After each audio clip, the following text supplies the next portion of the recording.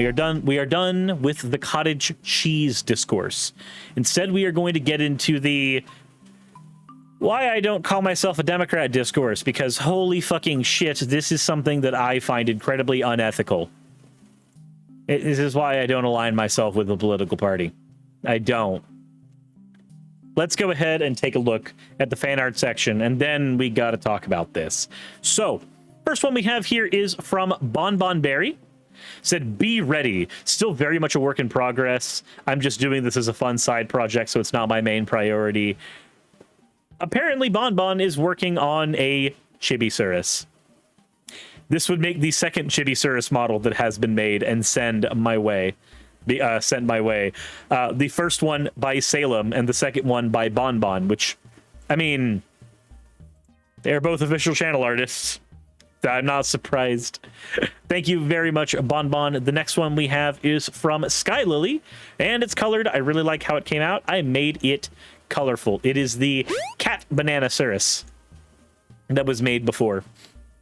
The last one we have here is something really special, but also something that makes me feel a little sad, and I'll explain why here in a bit. This one is from Axo that has creams. And Suris said on stream that he wanted to do an alt art of him as Dina the Soul Steeper, so I made it, and I'm proud of how it came out. One that could work as an actual card and doesn't have the card, one that doesn't have the card overlay. So we'll go through each of those real quick. This is, of course, the joke one here. Whenever you OWO, chat can't war words, sacrifice channel points, Suris gets +X plus OWO until end of turn. There's a washing machine in the background as well, because apparently we have to have that. And then the actual effect of Dina Soul Steeper. And then, of course, the one that does not have any text, with Bonbon Pernia and Yara Koro all featured in the background of the image. So the reason this one makes me a little sad, as much as I like it, I think it's wonderful. In the last few weeks, in my attempts to actually make the Dina Soul Steeper deck fun for me to use, I hated it. I learned to despise that deck, and swapped it over to a Belladros Witherbloom deck because that was a lot more fun for me than when it was Dina Soul Steeper. So I feel bad because I'm no longer playing, not just not playing the commander, but I'm no longer playing Dina in the deck. But at the same time, this is still an awesome fucking artwork. And considering that I have a canon art, a Blizzy artwork for my AC deck, custom made, I think this is fantastic. Even if it will not see the use that originally was there, it looks fan-fucking-tastic. I may still actually get the card printed just to have, even if it doesn't get used as an actual commander. But thank you very much, Axolotls with Cream. And thank you everybody else who's done fan art. Is really fucking appreciated. I know I've gushed about it more in this episode than I do in others, but it's some pretty awesome pieces there. Also, if you have not subscribed to the channel already, if you haven't hit the like button over on YouTube for this particular episode, maybe consider doing so. Maybe check out the Patreon. All those things would be amazing. But with that said, let's go ahead and get into the topic at hand. So, what if I told you that the Democratic Party spends a good chunk of its change on the Republican Party? Would that surprise anyone? Also, Tanner, thank you very much for the Prime subscription. Said, hey, sir, has been watching on YouTube since 16. Recently made the move to Twitch. Love your videos and streams. Thank you for all the years of content. Thank you very much, Tanner. That is greatly fucking appreciated. Said, which Democrats? The party as a whole. Here's the we're going to get into the actual thing here, but let's go ahead and take a look here.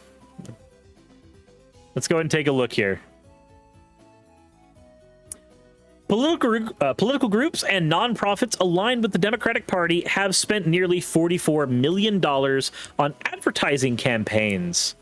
across 5 state Republican primaries to boost the profiles of far-right candidates in California, Colorado, Pennsylvania, Illinois, and Maryland.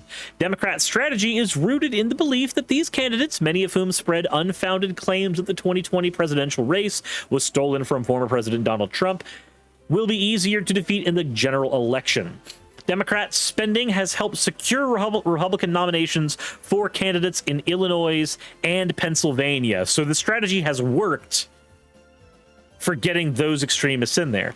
In Maryland, Democrats are spending on a Republican gubernatorial primary that is still ongoing and is viewed as a toss-up. But in California and Colorado, Democrats spent money elevating the profile of candidates who did not advance to the general election.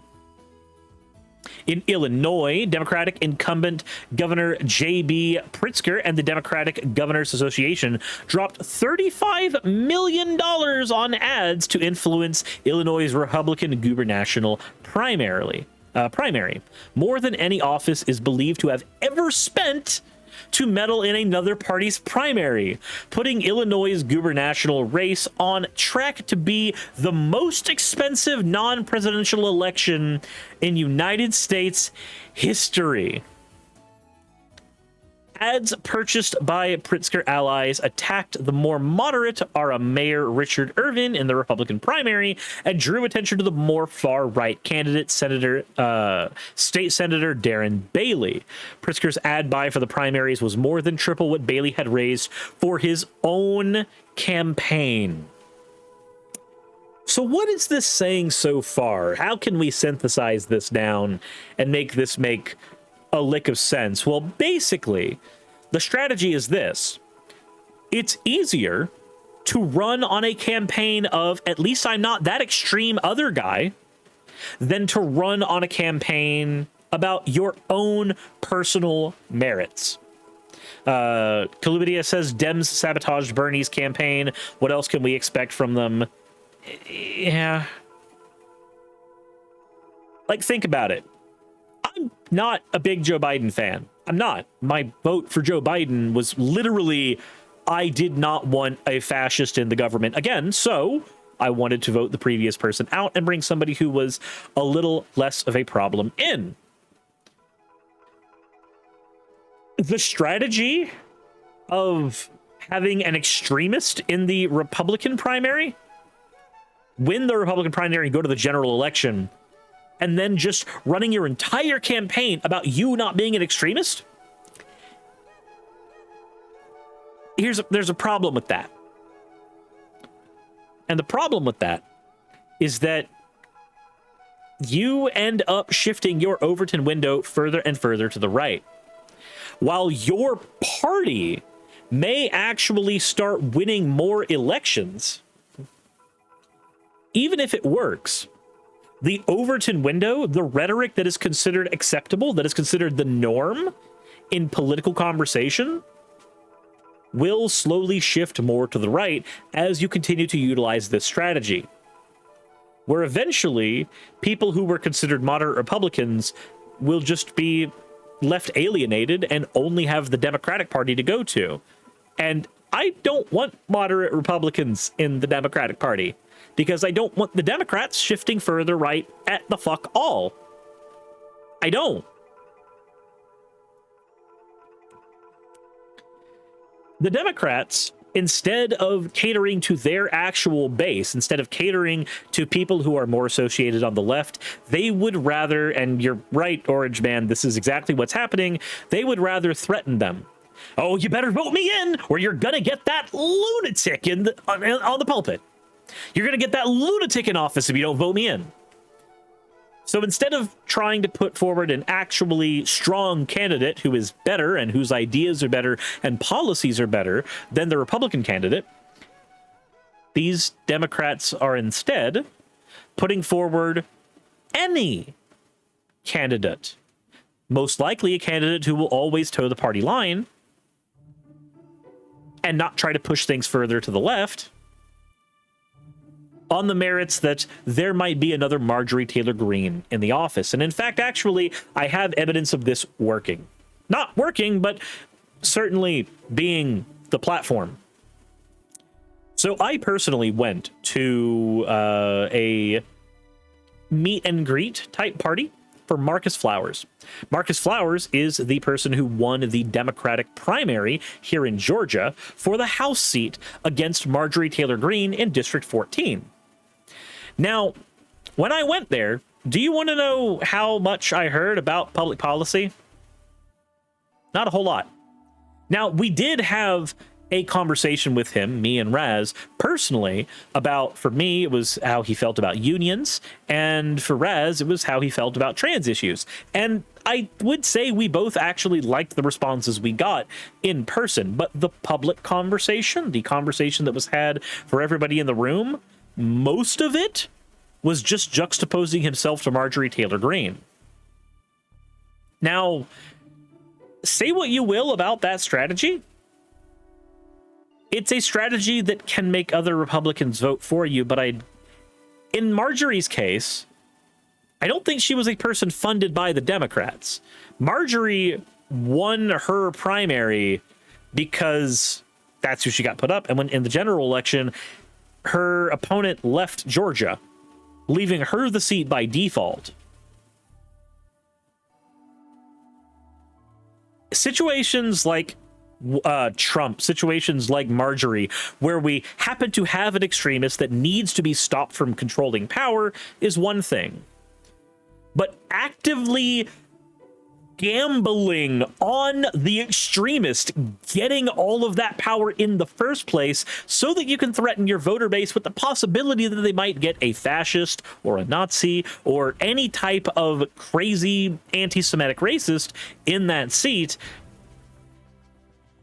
No, I don't agree with that strategy. It feels completely and totally unethical.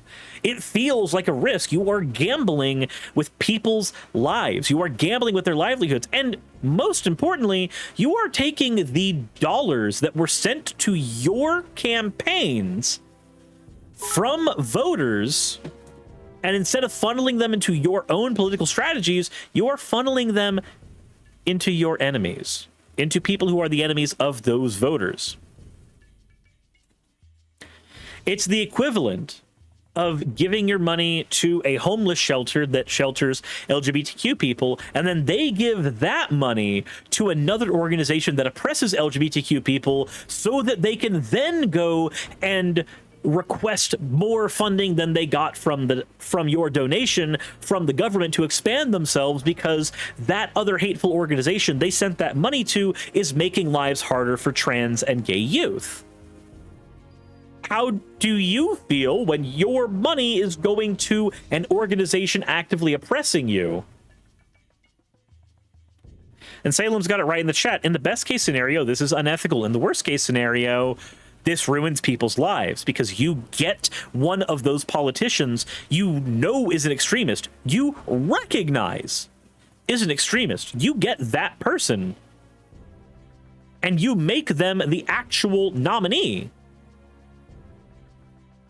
I don't know how I can really communicate how I feel here in a way that's actually, in a way that's not just shock and disappointment. But we'll go ahead and continue real quick, because we've got more here, unfortunately.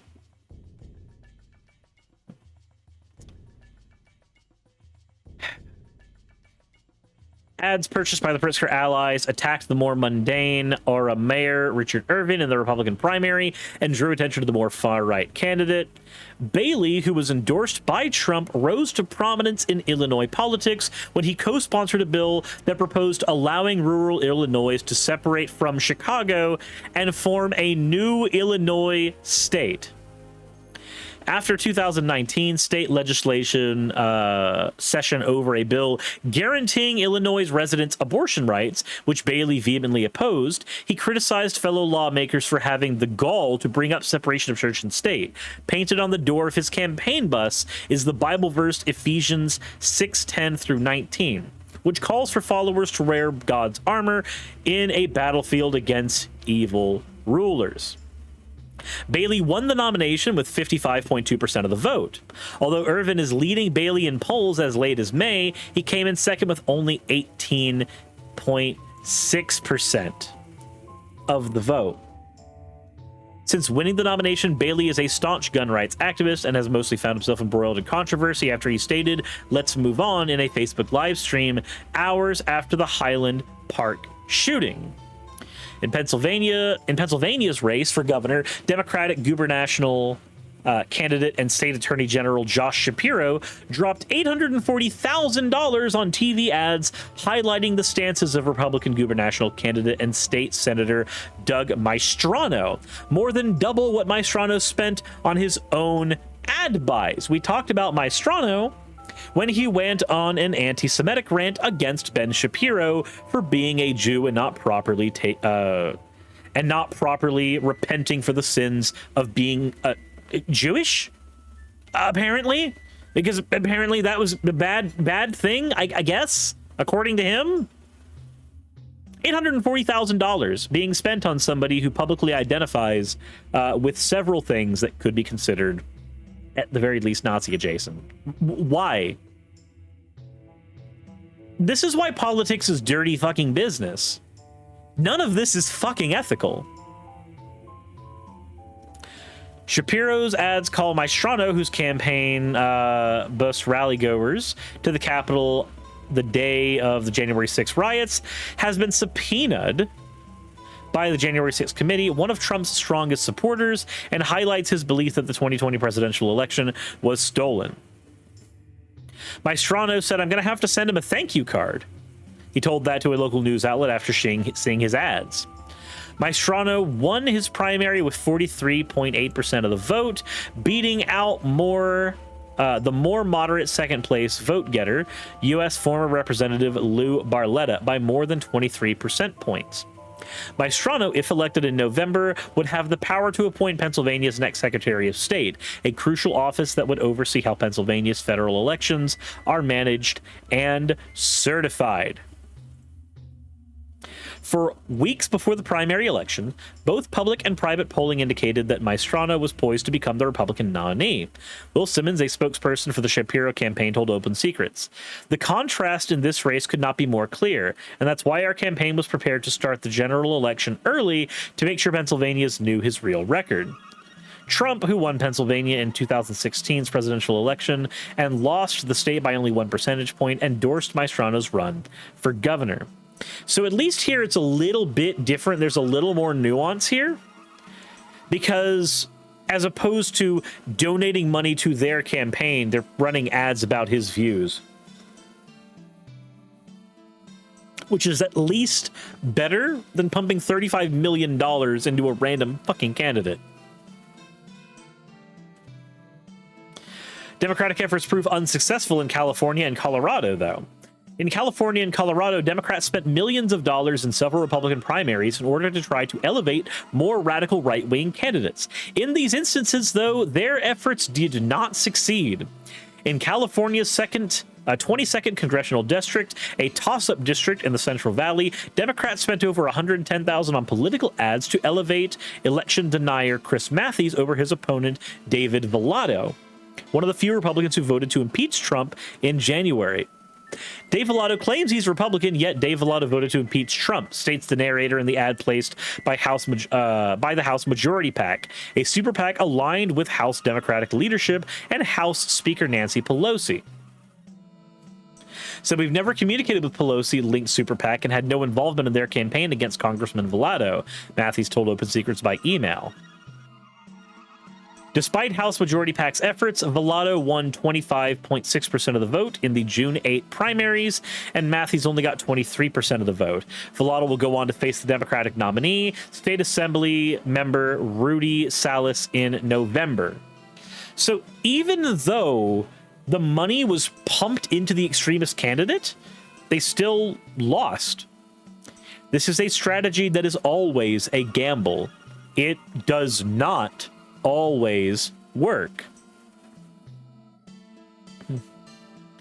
In Colorado, a similar story unfolded, albeit with significantly more funding. The Colorado Sun reported the Democrats spent nearly $7 million to elevate the more far-right Republican candidates running for governor, U.S. Senate, and to represent the 8th Congressional District, about $4 million more than Republicans spent on their own primaries. Democratic-aligned PACs and nonprofits spent over $4 million on this type of ad to attempt to elevate candidate Ron Hawk's conservative credentials over his more moderate opponent Joe O'Dea in Colorado's U.S. Senate race.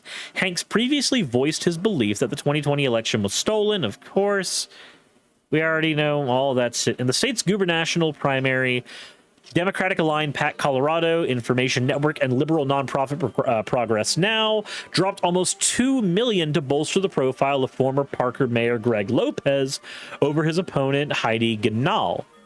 Lopez, similar to other candidates on the Democrats' funding list, believes the 2020 election was stolen by Trump, and then Ganahl defeated Lopez at the ballot box. And then in the Republican primary for Colorado's 8th Congressional District, you get the idea. So on and so forth. Going forward, Democrats have been pumping fuck tons of money into far-right extremists. And then sometimes they lose. So let's move on to the long-term consequences here.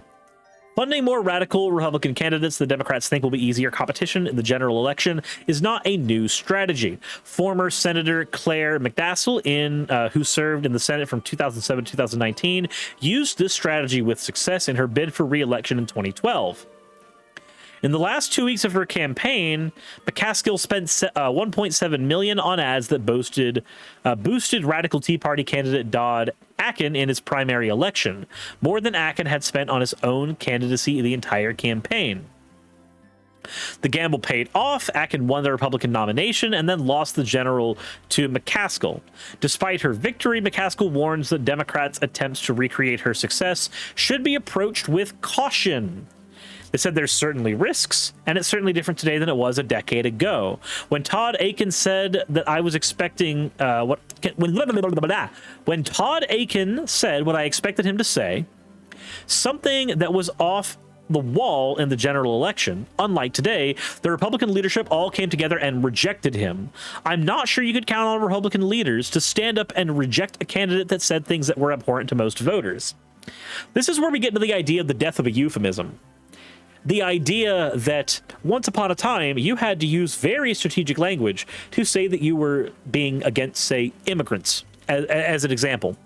But nowadays, after President Trump used the exact strategy of just killing the euphemism of that and just saying, no, we don't want illegals in the United States, they rape people, and that's bad. Like, when he does that, the euphemism's dead.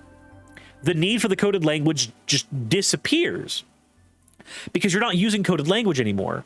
You're not trying to slip under people's radars. You are just blatantly utilizing your platform to say the things that are on your mind instead of saying them in a coded way that your constituents will be able to get behind easier. But when your constituents start agreeing with the things you're saying, when you've dropped the coded language, that's where we start to run into issues. The strategy originally was that if you back the extremist, even the Republican Party will denounce them. Backing the extremist does not make the Republican Party denounce you anymore. We had Trump. Extremism is now the flavor of the party. McCaskill's warning evoked lessons from the 2016 presidential election. While Democrats did not spend money on advertisements in the same manner as the Republican primaries, then Democratic President Hillary Clinton's campaign to attempt to elevate Trump's Republican primary bid through an international media campaign in hopes that he would be an easier opponent in the general election. Trump then went on to win the general election and become the 44th president of the United States. This is literally how we got Trump. This strategy is literally how we got Trump. All of the families that have been shattered due to MAGA cult nonsense you can blame the Democrats for a good portion of that.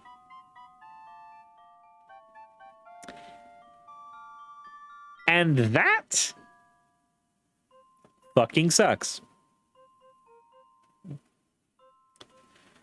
Democratic efforts to elevate more radical Republican candidates comes with an inherent risk that if the candidates win the general election, Democrats will have played a direct role in getting them elected. Some Democratic Party operatives have criticized the strategy.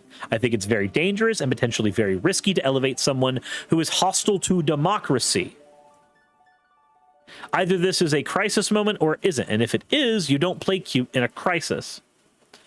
Even if candidates like Bailey and Maestrano do not go on to win their GEs, there is an additional concern that by helping them secure a victory in their prospective primaries, Democrats have helped legitimize and normalize their political platforms, which otherwise would have been viewed as fringe.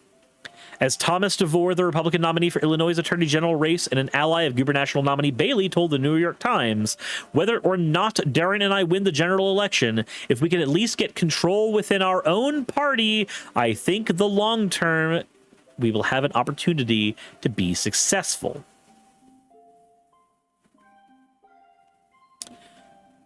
This is a strategy that can and has backfired. This is a strategy that can and has been used by opposition repeatedly. This is a strategy that can and has hurt people. When I say things like, I don't identify with the Democratic Party, this is the type of shit I'm talking about. Elevating your enemies thinking that you'll be able to knock down a taller Jenga tower only works if those enemies are building the Jenga tower out of the same fucking materials you thought they were in the beginning. If your entire strategy relies on them being built on wood, and then lo and behold, their party is backing the entire thing, making the thing made of steel, you stop being able to knock the damn Jenga tower down. Building it taller did not suddenly make it weaker.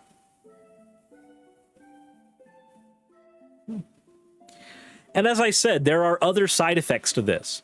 Shifting the Overton window further to the right alienates moderate Republicans and places them in the position of either needing to go to a third party where they will fail, or needing to go into a Democratic Party where they will be more successful. And the Democratic Party, obviously not having any fucking principles to begin with, because if they did, why would they be funding right-wing extremism? We'll welcome them with open arms, because now they've got a story to tell. Now they've got an entire narrative about how this one was disenfranchised by now the enemy, and now we can bring them into the fold and show them the true way that democracy should be handled. And the further and further the Overton window goes to the right, the more of these lost sheep that you're going to bring into the Democratic Party.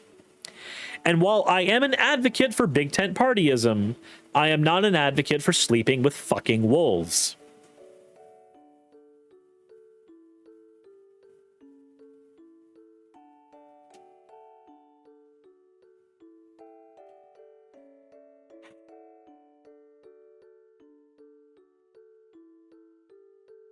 And you know what the worst part is? The worst part of all of this? We don't get a choice. We don't get a choice. We don't get a choice how our tax dollars get spent here. We don't get a choice how our campaign donations get spent here. We don't get a choice there. And it gets a little worse than that. It's not just that we don't get a choice there. It's that the option of just not voting for the Democrats because they've obviously betrayed the minority groups they're supposed to protect when they fund the right-wing extremism that jeopardizes the lives and meaninghoods of those people. When you don't vote for them, you then get the monster they funded and created.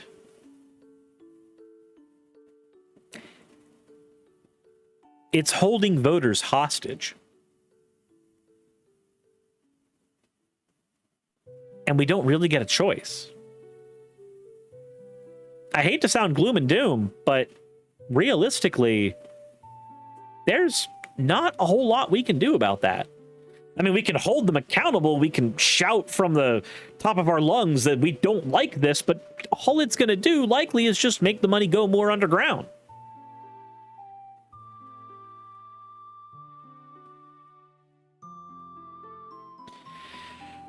When your policy is just, I'm not a lunatic like that person on the other side, you don't have to have any merits. You just have to look better than literally the Joker. And I don't know what to do about that. I don't know how to solve that. This isn't a problem that I think can be solved by an individual person. This would need to be solved by having an entire cultural zeitgeist shift within the Democratic Party. But I don't think that's going to happen because they need to be losing and hungry for that to happen. The Republicans successfully managed an entire shift to the right-wing extreme side of the United States during the Southern strategy. They performed that shift because they were hungry and they weren't winning. And they had no way to win because their audience had been captivated by the Democrats during the New Deal. Echoes of Atlantis, thank you for the follow. Republicans then sought a new audience during the Southern strategy, a new audience of people who had been alienated by their party previously. The party of Lincoln that used to stand for anti-slavery and anti-white supremacy became the party that the KKK largely adopted. Even if the members of the Democratic Party may have founded that organization, that's not the way it's made up these days. When your party is hungry, they will engage in a zeitgeist shift. They will change the entire cultural message of their political party. I don't see the Democrats doing that. They're not under any major threat right now. Currently, until we have our general elections, they control the House, they control the Senate, and they control the presidency. The only thing we don't really have a good grasp on is the judicial branch. Princess Morningstar says we can't really win a game where we're the pieces. Yeah, that's kind of the problem. You can't win a game when you're the pieces. The best I can say is, in a situation like this, what you probably need to do, spend time with your family. Spend time with your loved ones. This is ultimately a situation where, for the most part, outside of getting involved in local politics, outside of using your vote as you need to, outside of trying to hold your actual people accountable, you can't do a whole lot. So instead of fretting over the stuff you can't control, maybe spend some time touching grass. Spend some time out with your loved ones. Spend some time playing games with friends. Spend some time messing with that hobby that you haven't had time to engage in lately. Because spending your time on this, if it is something you cannot control, it's not helping you. And even if the world is collapsing around you, you still need to spend that time to take care of your own mental health. And I hate that that's kind of where I have to leave that, because realistically, I wish there were a better solution than just, hey, spend some time taking care of yourself. But I can't think of one. I can't. Go be healthy. Go engage in something that makes you laugh. Because on this side of things, they don't look too terribly great. But let me know what you think in the comment section below, either about this situation or what you're going to do to spend some time away from politics. Just remember to take care of yourself. Let me know in the comment section below. Hit the like button if you haven't already. Subscribe. Go over to Patreon, any of that shit. But past that, just take care of yourself. Okay? I'll see you all in the next episode. And as always, everyone, insert end of video tagline here.